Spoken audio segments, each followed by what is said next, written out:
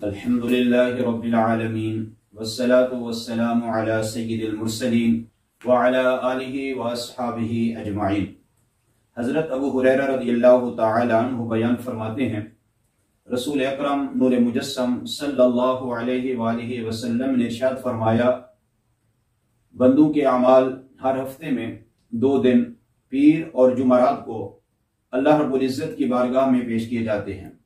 अल्लाह ताला सबकी मग़फ़िरत फरमा देता है सिवाय उन आदमियों के जिनके सीनों में दूसरे मुसलमानों का बुग़्ज़ और कीना होता है।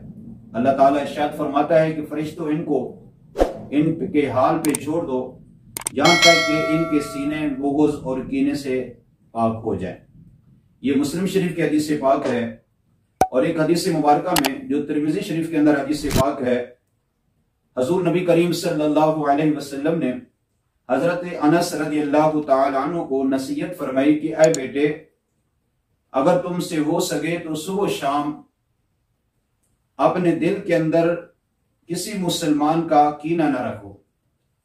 ऐ मेरे बेटे, ये मेरी सुन्नत है और जिसने मेरी सुन्नत से मोहब्बत की उसने मुझसे मोहब्बत की और जिसने मुझसे मोहब्बत की जन्नत में वो मेरे साथ होगा।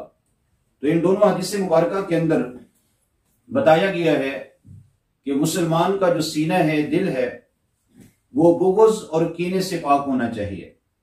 और जब किसी मुसलमान के दिल के अंदर बुग़्ज़ होता है, मुसलमान के बारे में कीना होता है, अब उस दिल के अंदर अल्लाह रब्बुल इज़्ज़त की रहमतों का नुज़ूल नहीं होता।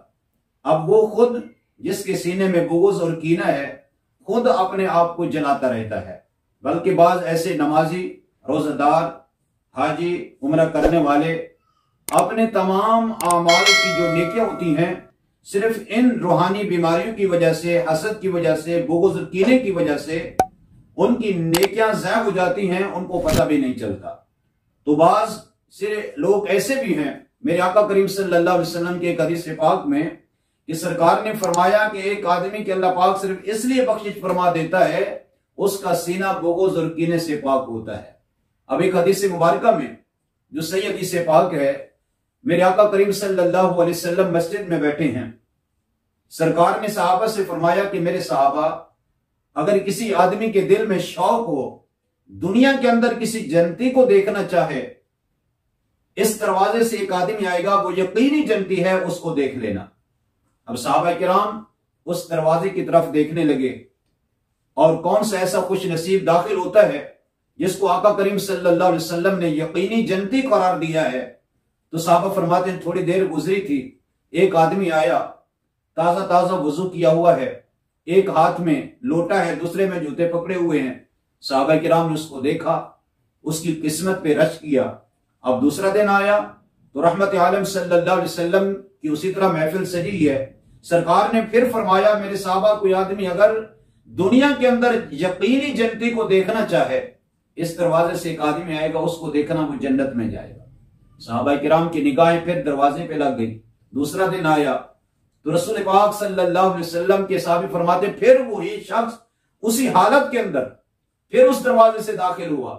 यहां तक कि तीसरा दिन आया तो रसूल पाक सल्लल्लाहु अलैहि वसल्लम ने फिर फरमाया कि मेरे साहबा, जिस आदमी के दिल में ख्वाहिश दुनिया में किसी यकीनी जन्नती को देखना चाहे, इस दरवाजे से एक आदमी आएगा, वो जन्नत में जाएगा, उसकी ज़ियारत कर लेना। साहबा फरमाते हैं तीसरा दिन फिर वही शख्स उसी कैफियत के साथ दाखिल हुआ। सहाबा किराम को उस आदमी की किस्मत पे रश्क आया।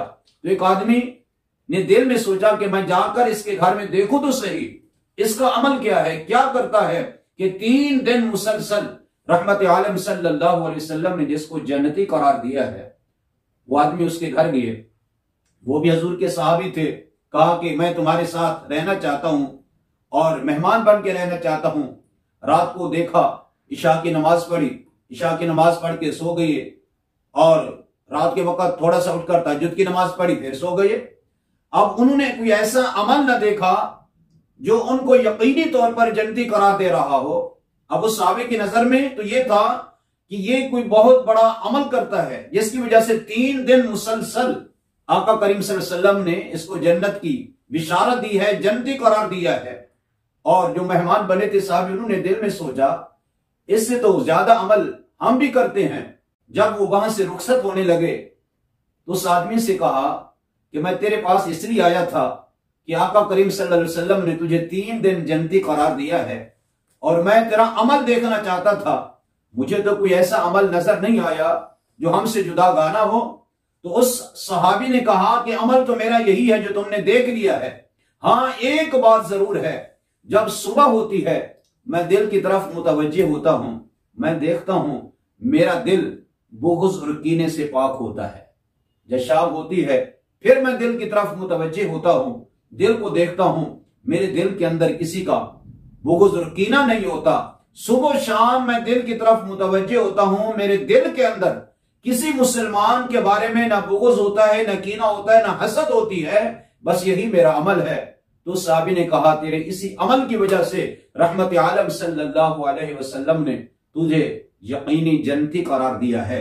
तो मेरे दोस्तों, अगर हम चाहते हैं कि हमारी नमाजें, हमारे रोजे, हमारे हज, हमारे उम्रे, हमारे सदका खैरात अल्लाह की बारगाह में मकबूल हो जाएं, अब वो नेकियां महफूज रह जाएं, क़यामत के दिन वो नेकियों का अजर हमें अता किया जाए, तो फिर अपने दिल को बुग़्ज़ से, कीने से, हसद से, ये रूहानी बीमारियां जो हैं इनको पाक करेंगे तो इंशाअल्लाह अज़ीज ये दिल का साफ होना, दिल का पाक होना, ये ऐसी चीज है इंसान को यकीनी तौर पर जन्नती बना देता है। अल्लाह पाक हम सबको अमल करने की तौफीक अता फरमाए।